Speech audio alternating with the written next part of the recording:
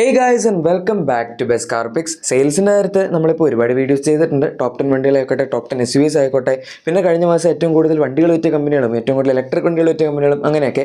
ഈ വീഡിയോയിൽ ഏറ്റവും കൂടുതൽ വിറ്റുപോയ സബ്ഫോമീറ്റർ SUVs ആണ്. സോ നമ്മുടെ 14th പൊസിഷനിൽ നിൽക്കുന്ന വാഹനം എപ്പോഴത്തെ പോലെ തന്നെ ഏകദേശം നമ്മുടെ മാരുതി സുസുക്കിയുടെ ജിംനിയാണ്. ഇതിന് കഴിഞ്ഞ മാസം 354 വാഹനങ്ങൾ സെയിലാണ് കിട്ടിയത്. ഇനി കഴിഞ്ഞതിന് മുന്നത്തെ മാസം നമ്മൾ മന്ത് ഓൺ മന്തിലാണ് കമ്പയർ ചെയ്യുന്നത്. സോ മെയ് മാസത്തിൽ 516 വാഹനങ്ങൾ സെയിലായിരുന്നു ഇതിന് കിട്ടിയിരുന്നത്.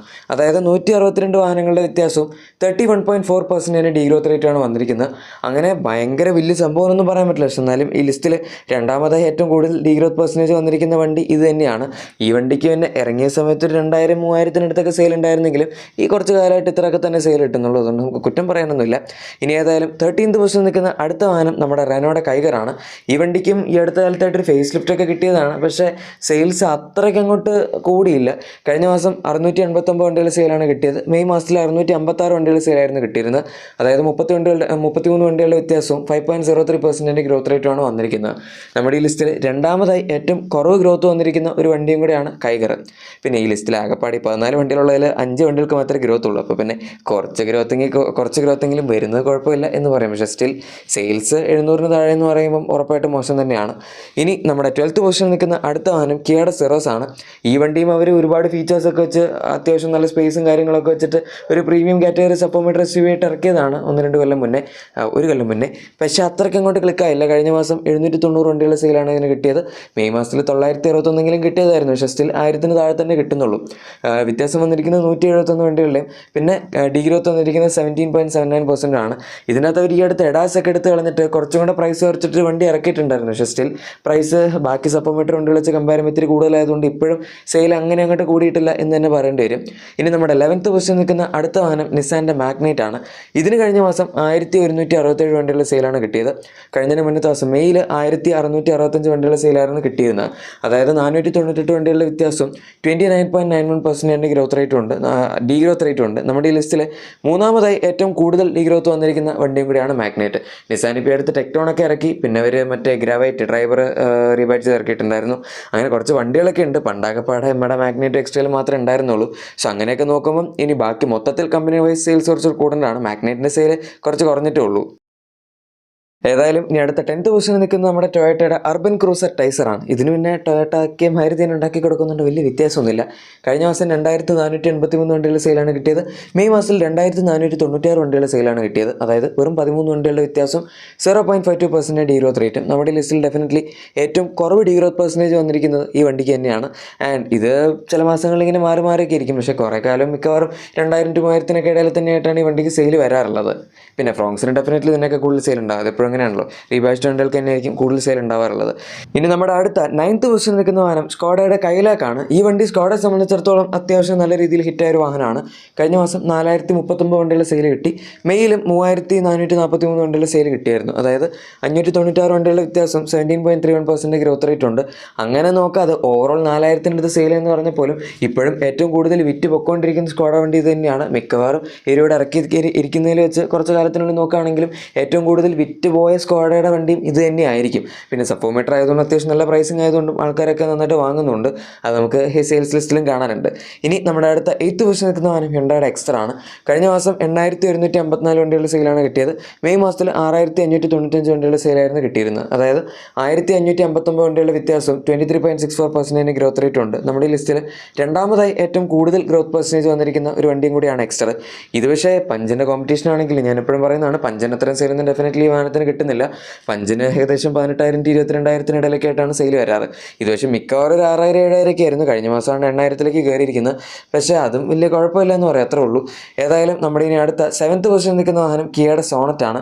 ഈ വാഹനത്തിന് കഴിഞ്ഞ മാസം 9231 വണ്ടികളുടെ സെയിലാണ് കിട്ടിയത്. മെയ് മാസത്തിൽ 9707 വണ്ടികളുടെ സെയിലായിരുന്നു കിട്ടിയിരുന്നത്. അതായത് 476 വാഹനങ്ങളുടെ വ്യത്യാസവും 4.9% ഡീഗ്രോത്ത് റേറ്റാണ് വന്നിരിക്കുന്നത്. അങ്ങനെ ഭയങ്കര വലിയ ഡീഗ്രോത്ത് ഒന്നുമില്ല. നമ്മൾ ഈ ലിസ്റ്റിൽ നോക്കുകയാണെങ്കിൽ മൂന്നാമതായി ഏറ്റവും കുറവ് ഡീഗ്രോത്ത് പെർസെൻറ്റ് വന്നിരിക്കുന്ന വണ്ടിയാണ് നമ്മുടെ സോണറ്റ്. പക്ഷേ എന്തായാലും ഇപ്പോൾ നമ്മുടെ പുതിയ ജനറേഷൻ സെൽട്ടോസൊക്കെ ഇറങ്ങിയ സ്ഥിതിക്ക് മിക്കവാറും എല്ലാ മാസങ്ങളിലും സെൽട്ടോസിലും കുറവ് സെയിലാണ് സോണറ്റിന് കിട്ടാറുള്ളൂ. പക്ഷേ സ്റ്റിൽ കുഴപ്പമില്ല, 10,000 അല്ലെങ്കിൽ 9,000 മുകളിലായിട്ടുണ്ടല്ലോ. ഇനി 6th പൊസിഷൻ നിൽക്കുന്ന അടുത്ത വാഹനം നമ്മുടെ മാരുതി സുസുക്കിയുടെ ബ്രസ്സയാണ്. 9939 വണ്ടികൾ സെയിലാണ് ഇതിന് കിട്ടിയത്. മെയ് മാസത്തിൽ 13425 വണ്ടികൾ സെയിലാണ് കിട്ടിയിരുന്നത്. അതായത് 3486 വണ്ടികളുടെ വ്യത്യാസവും 25.97% ഡീ ഗ്രോത്ത് റേറ്റ് ഉണ്ട്. നമ്മുടെ ഈ ലിസ്റ്റിൽ 4ാമതായി ഏറ്റവും കൂടുതൽ ഡീ ഗ്രോത്ത് പെർസെൻറ്റേജ് വന്നിരിക്കുന്ന ഒരു വണ്ടിയും കൂടിയാണിത്. പക്ഷേ ഇതിനെ സംബന്ധിച്ചിടത്തോളം നമുക്കിനിപ്പോൾ ഈ മാസം ജൂലൈ 24 വാഹനത്തിൻ്റെ പുതിയ ഫേസ് ലിഫ്റ്റ് വരുന്നുണ്ട്.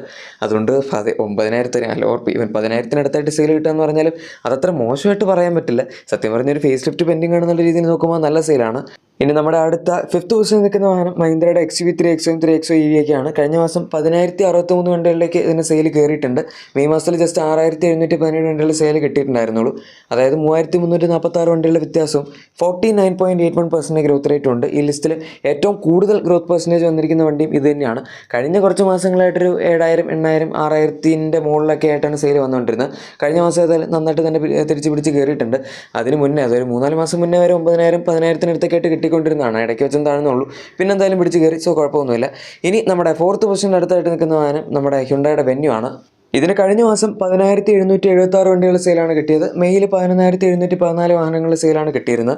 അതായത് 938 വണ്ടികളുടെ വ്യത്യാസവും 8.01% ഡീ ഗ്രോത്തുമാണ് വന്നിരിക്കുന്നത്. വലിയ കുഴപ്പമൊന്നുമില്ല. ഒരു പുതിയ ജനറേഷൻ ഇറക്കിയപ്പോൾ തൊട്ട് അത്യാവശ്യം നല്ല സെയിൽ കിട്ടുന്നുണ്ട്. പിന്നെ 10,000 ഭയങ്കര ഗംഭീരമൊന്നും പറയാൻ പറ്റില്ല എന്നുള്ളത് അത്യാവശ്യം നല്ല ആവറേജ് സെയിൽസാണ്. ഇനി നമ്മുടെ അടുത്തതായിട്ട് 3rd പൊസിഷനിൽ നിൽക്കുന്നതാണ്. നമ്മളിപ്പം ടോപ്പ് 3ലേക്ക് കയറിയിട്ടുണ്ട്. സോ നേരത്തെ ടൈസറിൻ്റെ കേസ് പറഞ്ഞാൽ അത് ബേസ് ചെയ്ത് വരുന്ന നമ്മുടെ ഫ്രോങ്സ് ബേസ് ചെയ്യുന്ന ടൈസർ വരുന്നത് എന്തെങ്കിലും ആവട്ടെ. കഴിഞ്ഞ മാസം 13,135 വണ്ടികൾ സെയിലാണ് ഇതിന് കിട്ടിയത്. മെയ്യിൽ 20,686 വണ്ടികളുടെ സെയിൽ ഇതിന് കിട്ടിയിരുന്നായിരുന്നു. അതായത് 7,551 വണ്ടികളുടെ വ്യത്യാസവും 36.5% ഡീ ഗ്രോത്ത് റേറ്റ് ഉണ്ട്. ഈ ലിസ്റ്റിൽ ഏറ്റവും കൂടുതൽ മന്ത് ഓൺ മന്തിൽ ഡീ ഗ്രോത്ത് വന്നിരിക്കുന്ന വണ്ടി നമ്മുടെ ഫ്രോങ്സ് ആണ്. വരും മാസങ്ങളിൽ പിടിച്ച് കയറിയിരിക്കും. ഇതിന് എപ്പോഴും സെയിൽസിൽ ഇടയ്ക്കിടയ്ക്ക് ഫ്ലക്ച്വേഷനൊക്കെ വരാറുള്ളതായിരുന്നു. സോ അത് വലിയ കുഴപ്പമില്ല. ഇനി നമ്മുടെ 2nd പൊസിഷൻ നിൽക്കുന്ന അടുത്ത വാഹനം ടാറ്റയുടെ നെക്സോൺ ആണ്. ഇതിന് കഴിഞ്ഞ മാസം 18,335 വണ്ടികളുടെ സെയിലാണ് കിട്ടിയത്. മെയ് മാസത്തിൽ 19,100 വണ്ടികളുടെ സെയിലായിരുന്നു കിട്ടിയിരുന്നത്. അതായത് 765 വണ്ടികളുടെ വ്യത്യാസവും 4.01% ഡീ ഗ്രോത്താണ് വന്നിരിക്കുന്നത്. വലിയ കുഴപ്പമൊന്നുമില്ല. ഈ വണ്ടിക്ക് ഇപ്പോൾ ഈ വർഷം തുടങ്ങിയപ്പോൾ തൊട്ട് അത്യാവശ്യം ഒരു 18-20 ഇടയിലേക്കായിട്ട് സെയിൽ വരുന്നുണ്ട്. അത് ഒരു രീതിയിലും കുറ്റം പറയാൻ പറ്റില്ല.